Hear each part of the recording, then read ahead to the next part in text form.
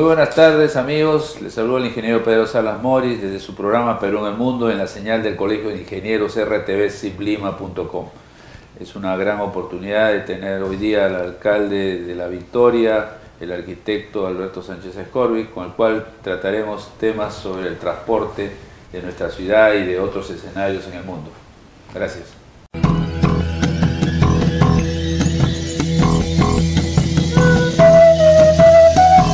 Muy buenas tardes, como le manifesté, tenemos una honrosa visita del arquitecto Alberto Sánchez Scorbi de la Municipalidad de La Victoria, un distrito muy populoso pero muy pujante, y él con su experiencia en el tema de transporte nos informará de lo que no solamente él ha visto y lo que promueve y que es algo muy importante creo para nuestro país. Arquitecto, muy buenas tardes. Buenas tardes, ingeniero, muchas gracias por la invitación. El tema que nos trae hoy día, y usted lo conoce mucho, evidentemente es Lima, ciudad caótica, necesita soluciones quizás al corto plazo. Sí, bueno, en realidad es al corto, mediano y largo plazo, que es como debemos ver el sistema de transporte, ¿no? En ese sentido nosotros hemos perdido muchos años en una serie de soluciones parciales, soluciones que no iban al fondo del problema, a solucionar definitivamente el problema del transporte. Recordemos que al principio del siglo XX la red de tranvías organizó Lima, ¿no? Las rutas al sur, hacia Barranco Chorrillo, la ruta hacia La Punta, Callao, la ruta Magdalena-San Miguel. Entonces está muy bien estructurado en este gran triángulo, digamos, más consolidado de Lima. Pero desgraciadamente, con la cancelación de los tranvías a mediados de los 60, se acabó con el sistema que ordenaba y empezaron las rutas de buses y hubo una inversión durante muchos años en parque de buses. Ese parque automotor, ¿cuánto cuesta en este momento? Se ha perdido esa inversión. Entonces, veamos desde ese punto de vista, desde el punto de vista económico, la inversión que debe hacer la ciudad de Lima para solucionar el problema de transporte, que para mí es el problema número uno de la ciudad. Una ciudad sin transporte, sin un buen transporte, sin una organización del territorio en ese sentido, es una ciudad antieconómica. Cálculos que se leen en algunas publicaciones contemplan más o menos o consideran una pérdida para la ciudad de aproximadamente entre 2.000 y 5.000 millones de dólares. Pongámonos en un intermedio, 3.000 millones de dólares que nos cuesta a los limeños y a los peruanos tener el transporte que tenemos. ¿En qué se considera eso? Uno, en el gasto excesivo de gasolina, de petróleo. Los buses andan a una velocidad bajísima, lo mismo los automóviles, se detienen, contaminan. Por otro lado, los accidentes permanentes que dejan heridos, dejan muertos, que eso también, si es bien el principal problema es humano, también tiene un costo desde el punto de vista salud. La contaminación, las enfermedades broncopulmonares, la cantidad de horas hombres perdidas, suma uno todas esas pérdidas y estamos hablando de más o menos 3.000 millones de dólares. Sin embargo, la solución la tenemos, en mi concepto, clara. Con una inversión de aproximadamente 1.000 millones de dólares al año sostenido durante 20 años, nosotros tenemos la red completa de un sistema realmente masivo como es el transporte sobre rieles, especialmente en vía elevada o en subterráneo. Pero indudablemente es una ciudad que tiene una extensión, digamos, tipo mancha de aceite. Recién está surgiendo en algunas zonas la volumetría en altura, que da una densidad mayor, pero no tenemos nosotros que esperar que crezcan estas zonas para ahí poner el transporte, sino ordenar a partir de las soluciones de transporte. Entonces, en este sentido, nosotros consideramos que la inversión mejor que puede hacer la ciudad es la inversión en este tipo de transporte que menciono, subterráneo o trenes elevados y la combinación de buses alimentadores que alimenten al sistema principal, a la estructura principal que está planteada en este momento en 5 líneas de subterráneo o de tren elevado, contra, digamos, las 7 líneas que planteaba el plan maestro elaborado por JICA, por los japoneses. Entonces, sean 5 o 7 líneas, es la estructura que debe tener la ciudad. Lo que sucede es que siempre la patean hacia el futuro. Cuando hablamos con los técnicos, dicen, no, sí, la inversión, lo que necesita la ciudad, una ciudad de 8 millones de habitantes que se proyecta a 12 millones, que se proyecta una densificación, es un sistema de subterráneos, pero hay que esperar para el futuro. Esa siempre ha sido la respuesta inútil que nos ha conducido a tener un sistema obsoleto que nos ha producido una arteriosclerosis en todo el sistema de sanguíneo, digamos, de la ciudad. O sea, vías, arterias, venas, si lo comparamos con el cuerpo humano. Entonces, tenemos que dar las soluciones. La solución que nos permita transportar por carril a 40.000 personas por hora, cosa que no puede hacer ningún sistema de buses. El metropolitano, en el mejor de los casos, así, si tuviera 2 líneas paralelas, estaría transportando un máximo de 30.000 pasajeros hora, si estuvieran las 2 líneas paralelas en cada sentido y 2 de regreso. Entonces, no pasa de eso, en el mejor de los casos. En el caso de Lima, por ejemplo, en el Zanjón, están en algunos momentos un bus tras el otro. Lo mismo al pasar por el centro de Lima o en partes como en distritos como Barranco. Entonces, eso ya no te produce sino un tránsito de 15.000, 20.000 pasajeros hora en el mejor de los casos. Entonces, esa no es una solución para un transporte masivo de una ciudad ya del volumen que tiene Lima metropolitana. Pero, sí, arquitecto, dígame, en este escenario, verdaderamente que hemos llegado ya a una crisis, ¿no? Porque verdaderamente todos sufrimos en Lima de que hay una proliferación de taxis informales, de buses informales, que en forma agresiva verdaderamente tratan al público, matan ciudadanos. Entonces, yo digo, en ese escenario, ¿qué tendrían que hacer las municipalidades como una política, comenzando hasta yo diría de cultura cívica, en la cual la policía también se compre el pleito y el serenado también, a fin de que retomemos lo que usted señalaba de que nuestra ciudad en los principios del siglo pasado pues era una ciudad joya en Latinoamérica, en todo sentido, ¿no? La cultura, el orden, la gente subía a los tranvías hasta con traje, con terno, y verdaderamente eso demostraba nivel cultural que lo hemos ido perdiendo. Entonces, ¿qué podemos verdaderamente resolver en alguna medida eso? Bueno, en primer lugar, como digo, es tomar una decisión de política de transporte clara, que nos establezca cómo debe funcionar la ciudad de aquí a los próximos 100 años. Si cuando uno invierte en un sistema como el que menciono, esté haciendo una inversión para 100 años, que va a durar 100 años, que va a funcionar durante 100 años, que va a trasladar en forma humana, en forma rápida, en forma segura a la población. Eso es lo primero. Entonces, en este momento hay cierta discrepancia entre si es un sistema de buses, ¿no?, como el metropolitano, o es un sistema de trenes. Ya el metropolitano está, hay que seguirlo, terminarlo, completarlo como se está haciendo ahora, es una línea que debe quedar, en mi concepto, ahí. Y el siguiente paso es iniciar la era del subterráneo en Lima. El gobierno que acaba de salir planteó ya la línea del subterráneo de Ate al Callao, ¿no? Ya está el trazado, ya está el lugar de las estaciones, ya se ha avanzado en este proyecto, pero coincide con una línea que se llama del Metropolitano 2.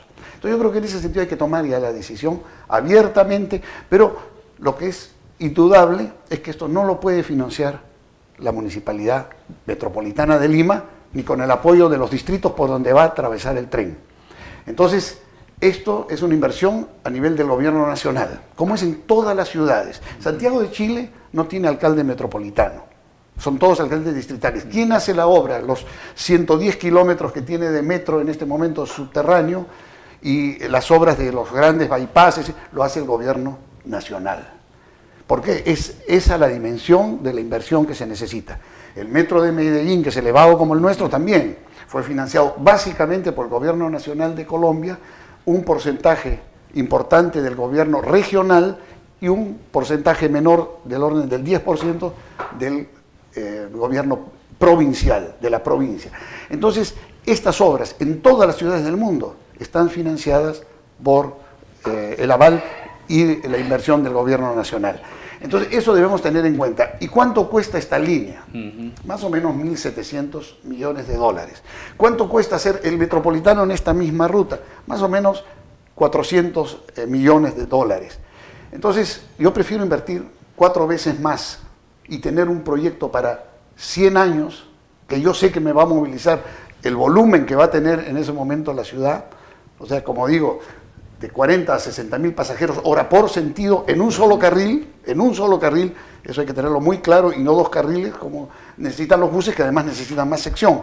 Y la gran ventaja es que al ir en subterráneo o a ir elevado, se queda libre la vía, la superficie. Entonces, tenemos doble beneficio, el gran transporte masivo en subterráneo y sigue manteniéndose el bus en superficie. En cambio, cuando nosotros entramos, por ejemplo, con el Metropolitano en las diferentes zonas, salvo el Sanjón, porque ya el Sanjón ya estaba listo, en las otras zonas ya interrumpe el tránsito y uno ve al entrar a Lampa o al estar por Barranco, ya el bus domina y quedan los remanentes para el uso del automóvil y del demás sistema de transporte. Claro. ¿No? Y dígame, arquitecto, la opción de concesión, porque yo escuchaba en mi casa de que en el primer gobierno de Belaúnde vino una empresa francesa para ofrecer el metro en una forma muy satisfactoria. O sea, ellos hacían el metro a costo y nos entregaban el metro, o les entregábamos el metro en una concesión de 30 años, que ya hubiese sido pues nuestro, ¿no? Entonces, en este momento hay empresas quizás que podrían animarse de repente en ese tema a concesionarse, ¿no? Y que puedan invertir ellos y no descapitalizar, pienso como una de las soluciones, ¿no? No, concesión no. O sea, es imposible. En ninguna parte del mundo, el único metro que tiene un superávit es, creo, o era por lo menos hace algunos años, el de Hong Kong. Todos los demás sistemas son subvencionados, sea buses, trenes ligeros, es subvencionado. En París la subvención anda en el orden del 50%. Entonces hay que tener en cuenta eso, porque lo importante es que funcione la ciudad. Entonces la macroeconomía de la ciudad absorbe el gasto que significa. Pero por supuesto, Francia tiene 50, 60 millones de turistas cada año. París, la mayoría de ellos pasan por París. Entonces se justifica perfectamente bien por estos costos, externalidades como le llaman, que tiene un sistema de transporte. Entonces, si nosotros tenemos un mal sistema de transporte, la ciudad no va a funcionar, va a ser antieconómica y va a tener una pérdida permanente y una calidad de vida inferior. Entonces, de eso se trata, de invertir en lo que debemos invertir. Y ahora que el Perú tiene una situación económica como estamos todos apreciando, unas reservas del orden de 60.000, 70.000 millones de dólares, y la inversión es perfectamente factible en este momento, quizá en otro momento no. Lo que sucede cuando los franceses plantearon eso y posteriormente Energo Project trabajó el año 72 en el proyecto del metro e hizo todo el estudio que sirvió de base para el trazado de la Avenida Aviación. Ese no fue un trazado caprichoso de los años 80, fue un trazado hecho por los canadienses el año 72. Entonces ahí se planteaba ya el eje de aviación pensando en futuro. Porque el absurdo que he escuchado mucho es hay que hacer por donde está la población más densa. Y no, la ventaja que tiene el subterráneo, como cualquier sistema masivo importante, el principal es que ordena la ciudad. O sea, organiza el territorio. Y eso es muy, muy importante. Y voy a poner un ejemplo. Yo recuerdo el año 54. Yo venía de Lima, del centro de Lima, del Colegio La Recoleta, cuando yo estaba estudiando en Lima, y me iba a San Antonio. Y tomaba el tranvía. Y para sorpresa mía, yo tenía en ese momento 11 años, 12 años, veo que se estaba haciendo una construcción en el descampado. Una tremenda construcción. Y entonces decía, qué loco está haciendo esta intervención en el medio de la nada? Era Sears Roebuck, ¿no?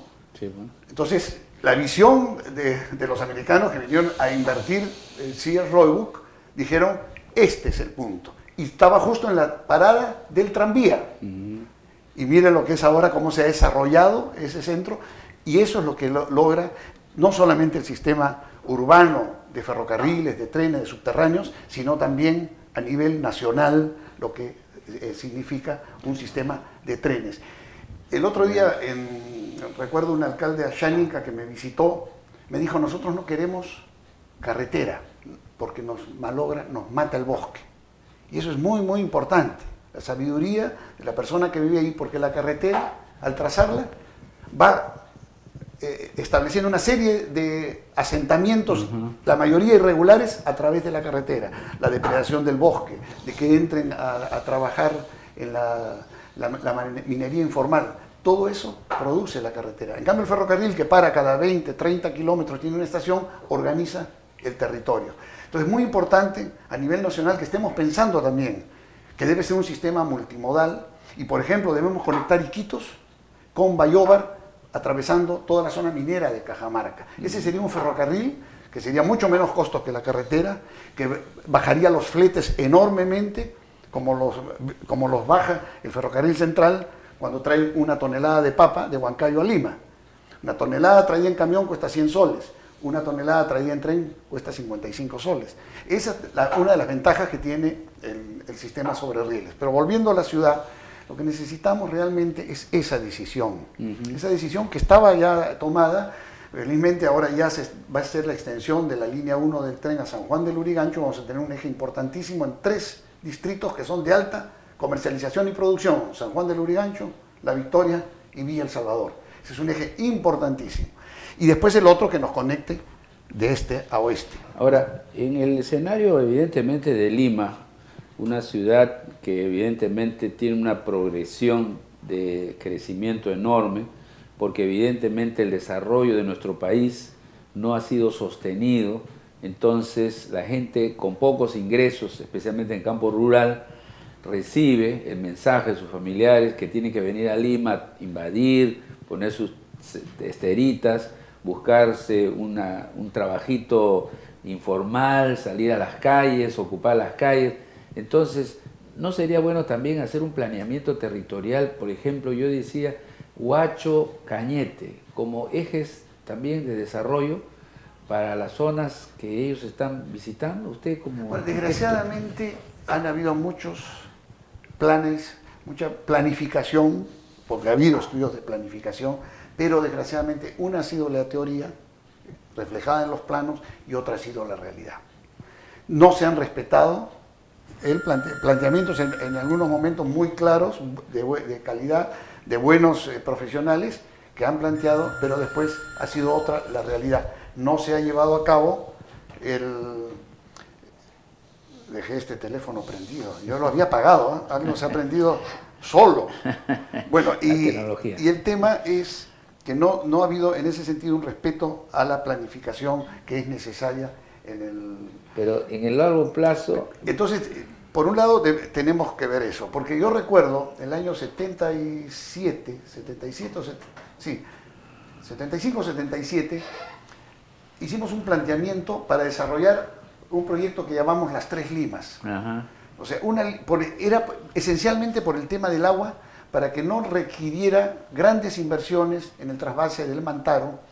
Entonces lo llamamos Las Tres Limas. Una lima, que era la central, la nuestra, la actual, que no pasara al año 2000 de 5.500.000 habitantes. Una lima al norte, porque tenemos el río Pativilca, con una cantidad suficiente de agua como para desarrollar una segunda lima al norte, y una lima al sur con el río Mala, que también tiene agua todo el año.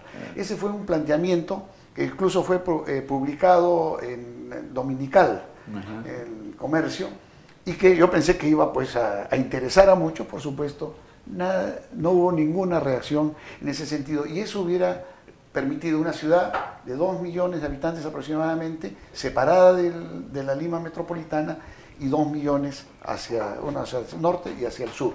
Bien. Entonces, ese tipo de planteamientos, no digo que se fuera bueno, que fuera la solución, debíamos pensarlo como ciudades, podríamos llamarlas, no sé si satélites, conectadas con trenes de cercanía, y ir armando toda esta estructura a nivel nacional. Tenemos un problema de inconexión con muchísimas zonas, sobre todo de la sierra y de la selva, como eso, por eso mencionaba el ferrocarril de Iquitos a Bayóvar. Entonces debemos tener inversión en infraestructura, porque tenemos que sacar nuestra producción, nuestros alimentos a costos razonables, especialmente hacia la costa para el tema de exportación. Pero en el tema urbano también. Yo leí ahora que hablaban de un subterráneo por Javier Prado. Entonces me parece muy interesante porque es una zona de alta rentabilidad, de nivel de AB, ¿no?, de la ciudad. Está muy bien, pero ahí, más que buses, yo lo que mandaría es un sistema de trenes ligeros. O sea, cuando se radicó a mediados de los 60 los tranvías, tanto de Arequipa como de Lima, porque se pensó en esa época, que es un poco contestando una pregunta anterior que me habías hecho, se pensó que la gasolina siempre sería barata, que el petróleo sería barato, que estaba regalado, y vino la crisis del año 77, recuerdo, ¿no? Sí. Aproximadamente, que hay un shock, la OPEP levantó los precios muchísimo y se quedó una especie de caos en las ciudades por razones de costo, por razones que se había invertido en un sistema que estaba ligado completamente al petróleo, al uso de llantas, ¿no? Y eso no fue controlado. Entonces ya se había optado por un sistema. En Lima se acabaron casi todas las líneas de trenes en Pativilca, en Paramonga, todo lo que la hacienda azucarera, que funcionaba con trenes, se pasó a carretera. O sea, hubo digamos, la industria americana proveyó tanto de buses como de llantas, como de petróleo y gasolina. Y entonces nos embarcó a todos en Sudamérica, a Latinoamérica, en este sistema.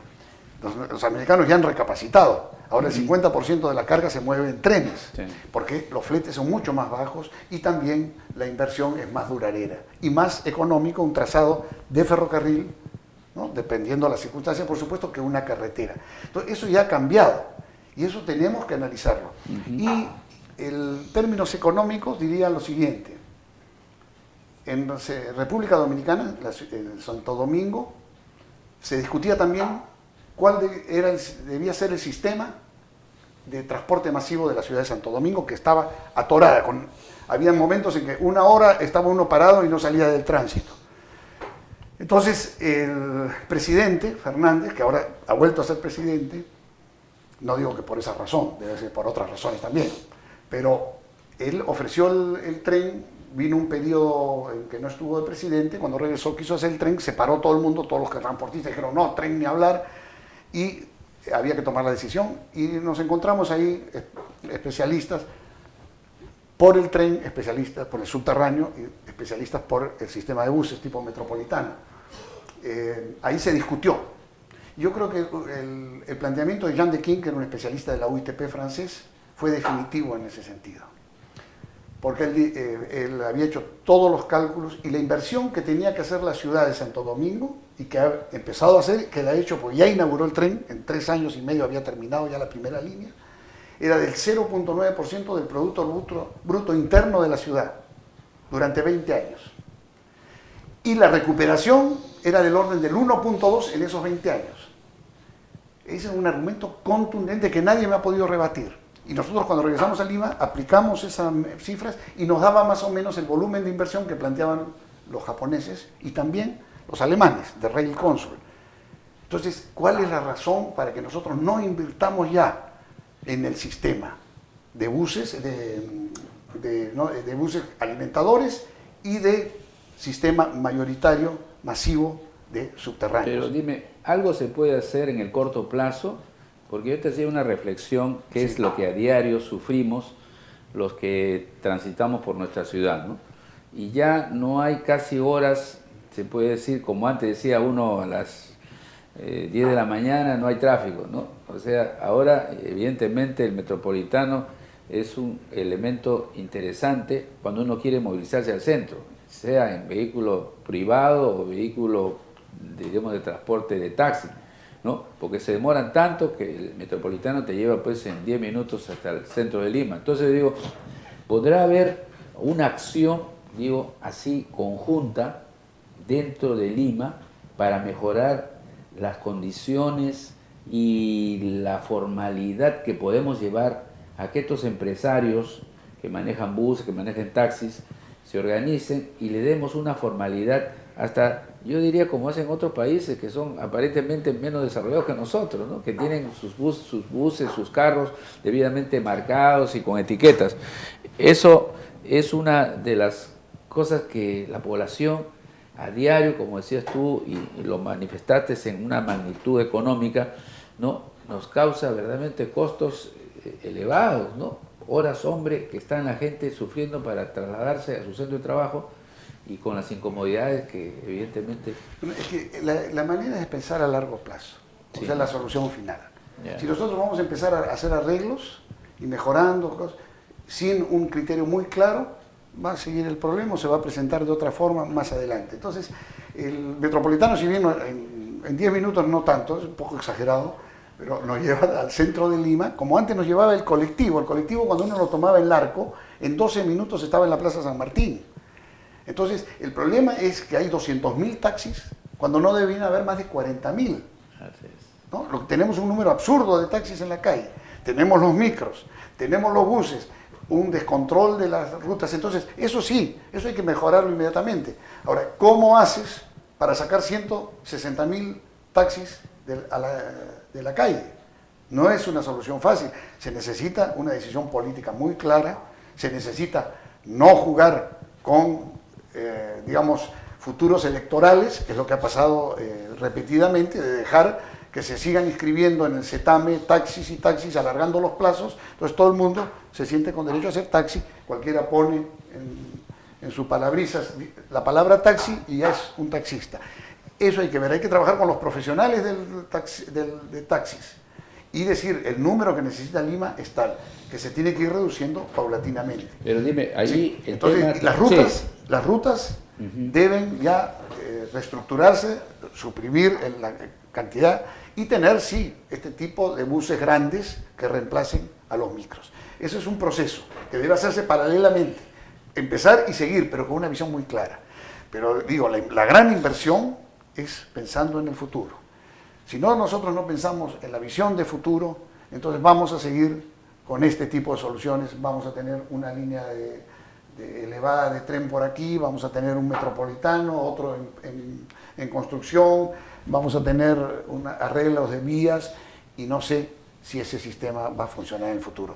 Por eso tiene que ser muy clara la visión, como se planteó a fines del siglo XIX o principios del XX, cuando se dijo, los tranvías van de esta forma y organizamos la ciudad y se hizo el transporte. El tema es de que, ¿qué pasa con el país? Hemos perdido visión porque verdaderamente presidentes que yo he escuchado, de Balta, Leguía, tuvieron esa visión ferroviaria que el Perú la descontinuó, ¿no? Y entonces, y se promovió mucho el desarrollo regional. Yo me acuerdo que me contaban de que en Cusco, Arequipa, había grandes industrias y la gente no se venía a Lima. De vez en cuando, para las temporadas de verano, venían a darse su vuelta en las playas, pero el problema es de que Lima ya no tiene capacidad de empleo y la gente se recursea, como dicen criolladamente, y lo que tenemos que fortalecer es en qué medida le podemos conseguir empleo a los habitantes de esta ciudad para que no salgan pues delincuentes, asaltadores, maltratadores, o que... Eso, digamos, escapa. Sí. Escapa el tema de transporte, claro, indudablemente claro, es un problema de mucho mayor envergadura, de tener una visión clara de qué zonas hay que desarrollar, cómo se debe traer toda esta producción, ponerla en valor al traerla a la costa, embarcarla para la exportación, y ese es un tema complejo. Pardo lo vio muy claro. Pardo dijo, hay que conectar al Perú con la Sierra Central. Y esa fue una política muy clara en presidente, en Manuel Pardo, no en José Pardo, sino en Manuel Pardo. Y después, bueno, vino la desgracia, primero, que Basadre lo resume muy bien en el tema de que se empezó a hacer un festín con la plata que se tenía a mediados del siglo XIX. Entonces, la bonanza del guano, del salitre, esa bonanza, se empezó a repartir sin mayor criterio, construyendo en algunos casos ferrocarriles que no tenían mayor razón de ser. Como ahora de repente se hacen universidades por presión o por una razón, en esa época se construyeron ferrocarriles que no tenían una estructura de país, una visión de país. Entonces, se gastó muchísimo, ¿no? Me imagino que ha habido también algunas irregularidades, como siempre en el Perú, y en un momento se vio que se había gastado, se había matado esa economía boyante que tuvimos sin tener una visión muy clara. Y después, desgraciadamente, vino la guerra con Chile. Eso atrasó al Perú, atrasó a Lima, hasta Leguía.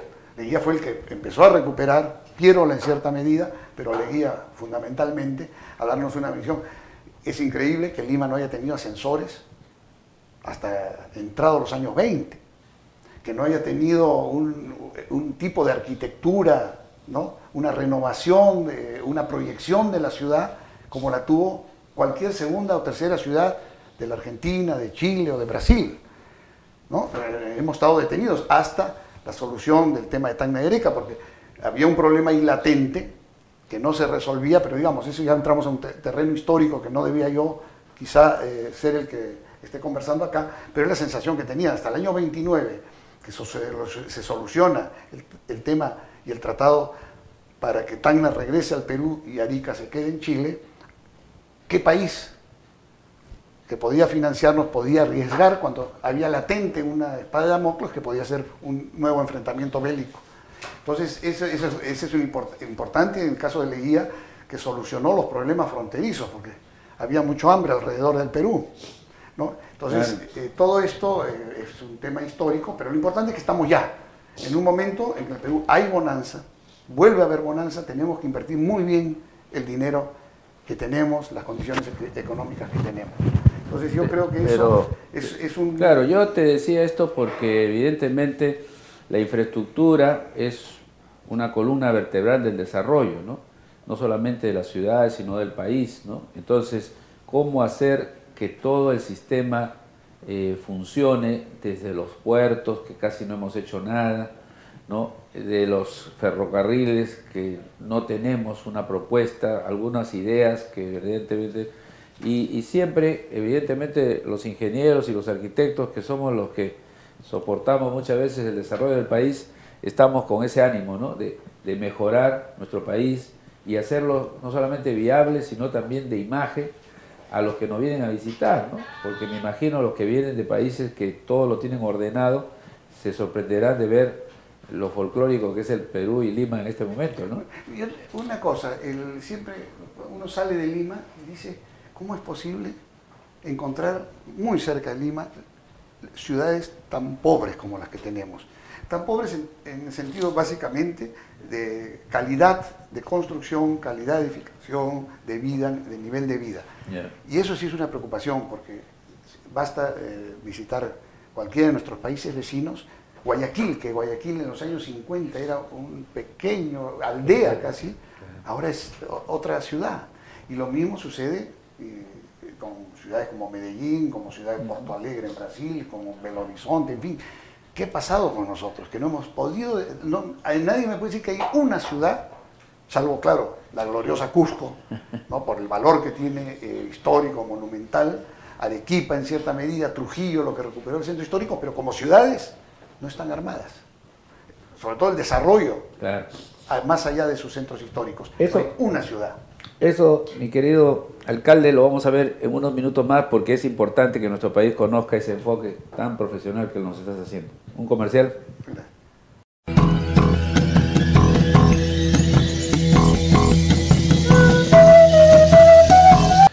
Amigos, continuamos con esta importante entrevista con el alcalde de La Victoria, el arquitecto Alberto Sánchez Escorvi, el cual nos está mostrando verdaderamente un gran objetivo, no solamente de nuestra ciudad, sino de nuestro país.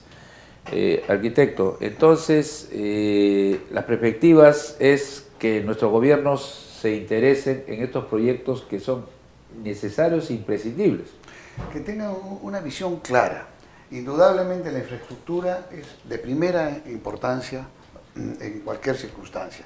Tenemos que conectar el interior, tenemos que conectar la selva con el resto del país, se siente un poco aislado del país, y eso es con una visión clara. Nosotros tenemos una geografía difícil. Nuestra geografía, nuestras carreteras son peligrosas, la mayoría de ellas las que se internan en la sierra. Vemos todos los días cómo se desbarrancan los ómnibus, los camiones, y no es por una razón como el bus camión o el bus, no sé, los términos que usan, que siempre se busca una especie de chivo expiatorio. La verdad es que nuestra geografía es un desafío enorme. Entonces debemos tener un sistema multimodal. En algunas zonas, como por ejemplo, entre Huancayo y Huancavelica, debemos potenciar el Tren Macho, que va a lo largo del río Ichu, atraviesan 30 pequeños túneles, en vez de la carretera, que es bien peligrosa. No digo que desaparezca la carretera, pero que sea un auxiliar, pero que el transporte de mercadería y sobre todo de seres humanos sea a través del sistema de transporte más seguro. Y así podemos hablar de muchos, en la carretera central, en la línea hasta Huancayo. Debemos desarrollar el ferrocarril hacia Pucallpa, hacia Tingo María Pucallpa. Ese ferrocarril estaba planteado y se había iniciado en el gobierno del general Odría, muy criticado por muchos, pero siempre hay que ver los lados positivos de las gestiones. Ese tren partía de La Oroya hacia Cerro de Pasco y a la altura de Ninacaca se desviaba y atravesaba un túnel hecho a mano de 1 kilómetro. Está ahí. Y de ahí bajaba en una pendiente extraordinaria a Tingo María Pucallpa. Toda esa producción podía salir por la carretera central si también se construye el túnel trasandino. Podríamos estar en muy pocas horas en Huancayo o en Cerro de Pasco con ese túnel trasandino, que además traería unas ventajas enormes. Pero no quiero extenderme en eso, sino decir, debemos ver el desarrollo de carreteras y ferrocarriles, de rutas rurales para conectar a todas las pequeñas poblaciones aisladas y agrupar, cuando sea posible, a estas unidades urbanas o muy pequeñas o rurales. Pero debemos ser conscientes de que eso va a traer seguridad en el transporte, muchos ahorros, pérdida de vidas humanas, de ahorro económico en todo sentido, y eso es una política nacional. Quizá algunos exministros puedan interpretar mal mis palabras o sentirse un poco ofendidos, pero creo que ha habido 50 años, o no sé si 40, de ministros de carreteras y no de ministros de transporte. El ingeniero Cornejo, que estuvo hasta hace poco de ministro de transporte, sí le dio una dimensión más completa al Ministerio de Transporte y le ha dado mucha importancia a la proyección de ferrocarriles. Pero si escuchamos a la mayoría de los políticos, todos hablan de carreteras. Ahora, una cosa que sería interesante a ver que nos ilustres, ¿esto serviría para hacer una política de transporte urbano nacional? O sea, me refiero, por ejemplo, a las ciudades como Arequipa, Chiclayo, Piura, en fin, que ya tienen evidentemente un desarrollo urbano.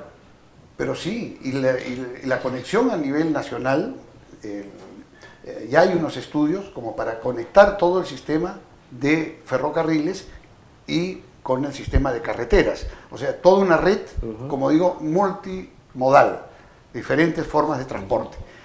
Y incluso en el año 13, me parece, o el año 15, en Valparaíso, en Chile, se reunieron los países de Sudamérica para hacer la red sudamericana de ferrocarriles. Y si podemos ver, sería interesantísimo, porque no se avanzó, desgraciadamente, cada país se aisló, unos avanzaron en temas de ferrocarriles, otros no. Nosotros que fuimos los que tuvimos la primera línea, que fue la del tren Callao-Lima, abandonamos y ahora estamos en el último lugar, detrás de todos los demás países. Sí, pues, y dime, ¿y las municipalidades que están asociadas, entiendo, tienen en su agenda este tema? Bueno, el otro día hemos firmado un documento pidiendo que el gobierno nacional haga la línea 2 del tren urbano subterráneo entre Ate y el Callao con una para llegar con una desviación hasta el aeropuerto Jorge Chávez. Hemos firmado todos los alcaldes que estamos en la ruta de esa línea del tren, desde Ate, Santa Anita, La Victoria, Breña, Jesús María, hasta el Callao, los distritos del Callao. Y firmó también el alcalde provincial del Callao. Yo creo que es claro eso, y por otro lado, creo, ¿no? Habría que hacer una encuesta, conversar, pero que es una decisión casi de la ciudad el que entremos ya a la era del subterráneo tan postergada por tantos años. Yo estoy seguro que si nosotros conversamos, hacemos una encuesta, exponemos las ideas, la gente va a levantar y la licencia social sería por el tren subterráneo. Qué bien. Mira, te comprometo porque el Colegio de Ingenieros siempre estará presto a colaborar con todas las buenas iniciativas que fortalezcan nuestro desarrollo, y de verdad que te agradecemos porque nos has ilustrado de una forma muy precisa y con una visión nacional, internacional e histórica, verdaderamente la visión, y que ojalá verdaderamente esto sirva como un mensaje para que nos pongamos a trabajar en el mediano y largo plazo, que creo que es lo que nuestro país necesita, especialmente para las nuevas generaciones. Nuevamente mi agradecimiento y espero comprometerte para una próxima reunión sobre los temas municipales y tu enfoque de desarrollo. Muchas gracias, Pedro, encantado de haber estado acá, y entiendo que están 2 años en este canal, así que me parece de suma importancia que el Colegio de Ingenieros tenga este canal de difusión, este canal de discusión, que se expongan las ideas y que la razón técnica junto con la decisión política hagan de este país un país mucho mejor. Gracias, con ustedes ha sido todo por hoy, siempre atendiendo a los requerimientos de ustedes. Les traemos grandes invitados y grandes temas. Hasta luego.